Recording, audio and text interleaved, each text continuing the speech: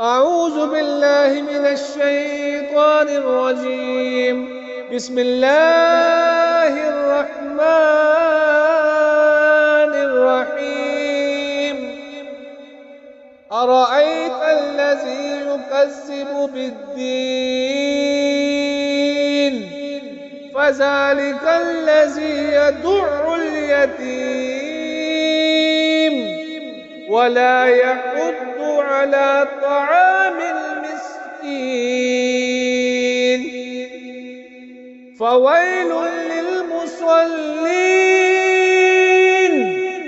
الذين هم عن صلاتهم ساهون الذين هم يراءون